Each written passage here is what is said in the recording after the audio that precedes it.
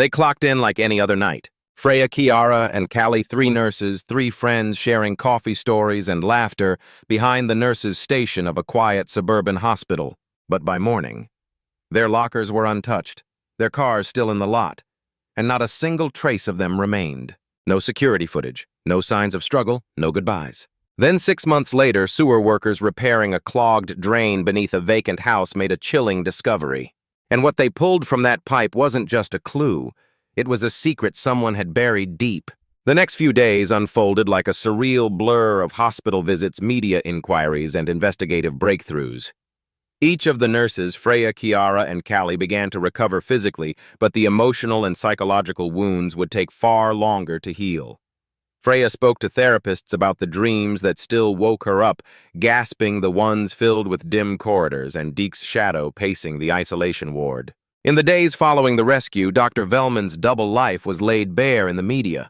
Investigators found documents tracing back years of insurance fraud, blackmail attempts, and suspicious patient records that had never raised red flags. But what stunned the public most was how deeply he had been trusted, a respected figure in both the hospital and local community, now exposed as a man who would go to horrific lengths to silence those who threatened him. Detective Rohr, exhausted but driven, continued his casework. Interviews were conducted with dozens of hospital staff members. Surveillance footage was combed again, this time with the right context. The timeline became clearer. The van used in the abduction was traced to a stolen vehicle found torched weeks after the kidnapping, but forensic technicians had been able to match fiber evidence to the scrubs found in the sewer. The turning point came when Marcus Deeks, sitting in a secured interview room, gave a full taped confession. He explained how he had initially been hired to make the problem go away, but when he faced the terrified women in the abandoned clinic, he couldn't follow through.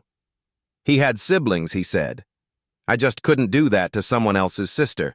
Still, his role wasn't minimized. He was complicit in holding them captive, in keeping them out of reach, and in aiding a criminal enterprise.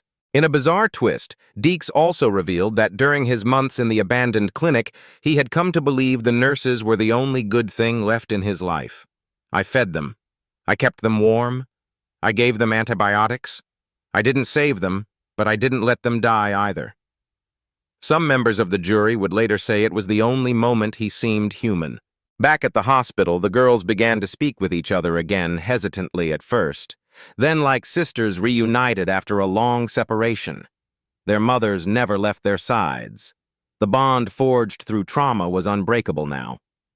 Marcia watched as Freya gently braided Kiara's hair one evening, while Callie rolled her IV stand toward the window, determined to regain strength.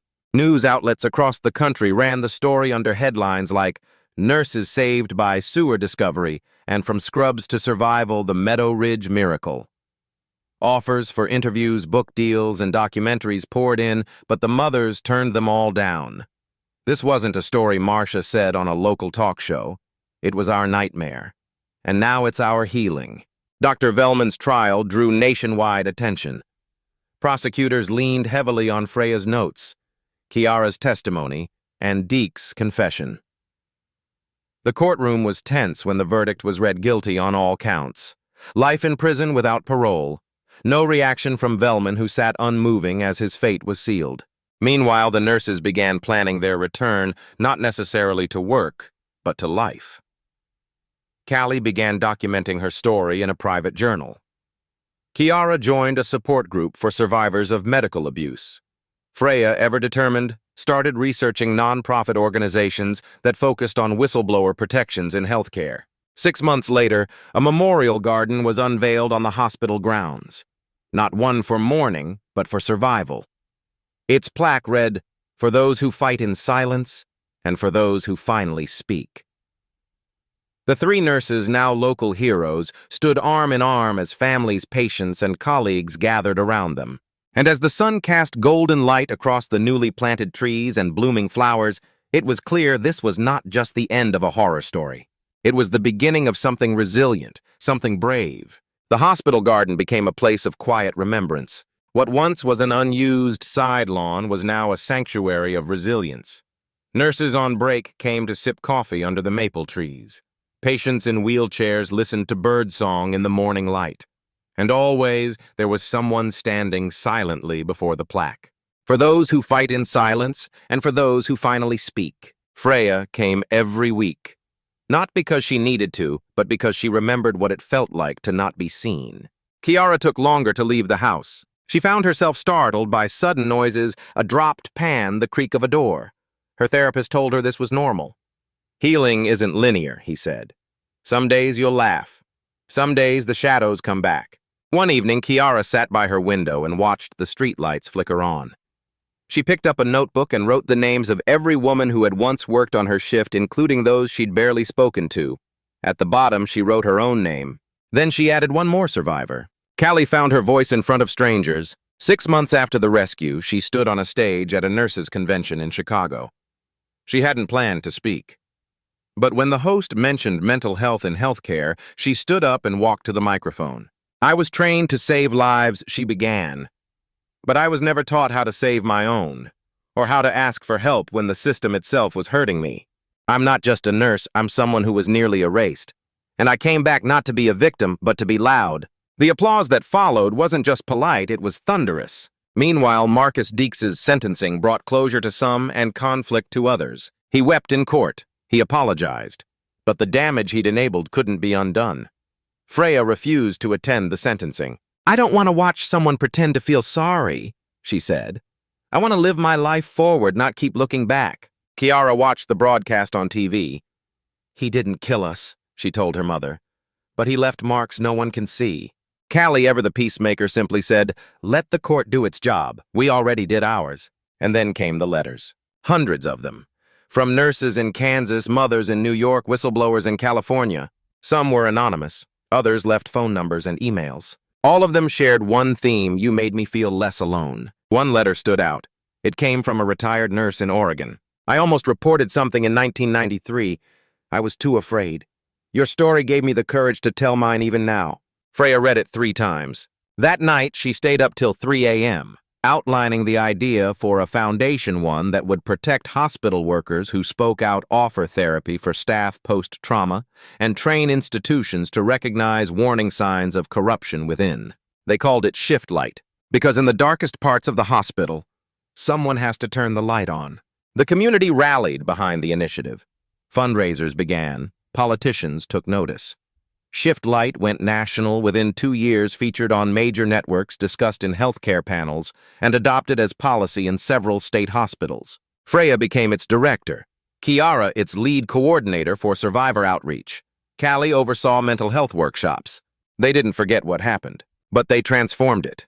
And every year, on the anniversary of their return, a lantern ceremony was held at Meadow Ridge Hospital. Dozens of lanterns lit the sky, each representing someone lost, someone silenced, someone still waiting to be heard. As the flames rose into the night, Freya always said the same thing to the crowd: let them fly. Let them burn bright. Because no story worth telling should stay buried underground. The first clinic Freya opened under the Shift Light banner wasn't in a big city. It was in a small, half-forgotten town in northern Iowa, the kind of place where hospitals are underfunded, night shifts are dangerously understaffed, and reporting misconduct feels like writing to a wall. The ribbon-cutting ceremony was quiet, with no press invited. Just staff, local families, and a few patients who'd driven an hour just to say thank you. A nurse named Lila stood up after the introductions. She looked maybe 25. Her hands trembled as she spoke. I almost quit last year. I saw something wrong. I said something. They almost fired me. Then I saw your interview, Freya. I stayed, because of you. Freya smiled, but it was a quiet smile, the kind that hides years of pain now given purpose. Kiara started hosting closed-circle talks with nurses dealing with post-traumatic stress. Some had seen things in the ER that haunted them. Some had been threatened after filing internal reports. Some just needed a space to speak. At one session, an older nurse named Harriet said, I was told, don't be dramatic, don't make waves, don't become the story. But what if the story needs to be told? Kiara nodded. Then we tell it, and we hold each other while we do. Callie became the unexpected public face of the movement. She had never considered herself a speaker, but something about her calm presence made people listen. She met with senators. She debated hospital executives on panel shows. She wrote op-eds that got reprinted in major newspapers. In one interview, a host asked, "Do you think people care now because you're three women who were almost victims?" Callie's reply went viral. "We weren't almost anything. We were victims. We are survivors. And we chose to turn our pain into policy." This isn't about making people care. It's about making it impossible for them to look away. The mother of Freya, Marcia, also began speaking out. Her voice had once been the desperate cry behind every news plea. Now it became the steady, seasoned voice of a parent who had faced the unimaginable and made it back. She addressed rooms filled with people who still had missing loved ones. "I can't promise you an ending, but I can promise that your voice matters, and you don't have to carry this alone."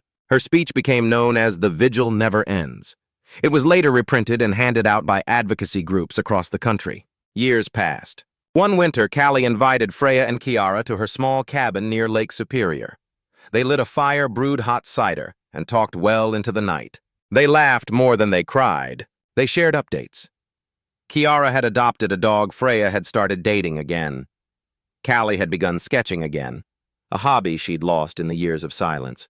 At some point, Callie reached into a drawer and pulled out 3 identical envelopes. "I wrote these the week we were found," she said.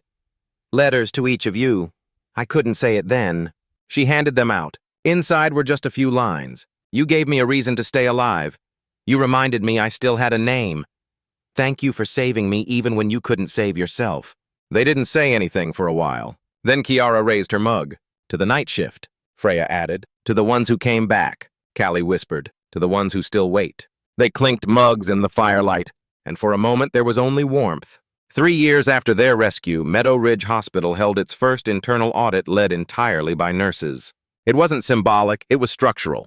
Hospital administration had invited Freya and her team back not for a ceremony, but to build a blueprint.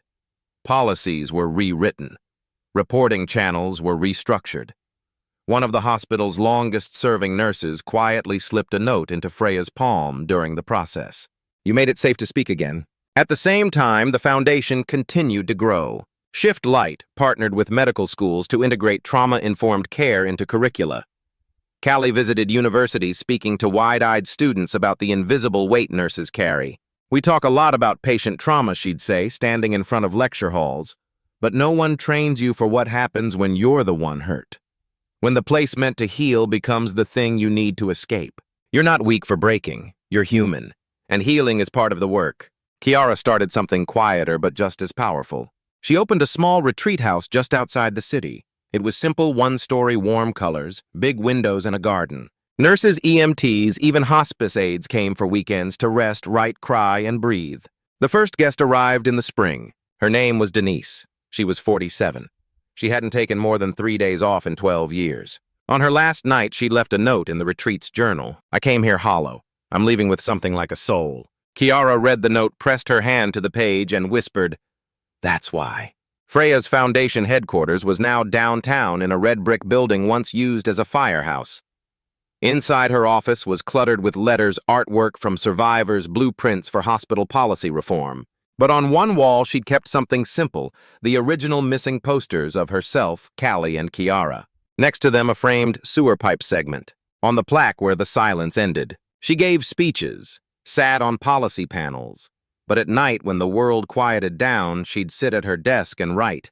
One day, she hoped to publish her journal not as a memoir, but as a map, for others to find their way out of the dark.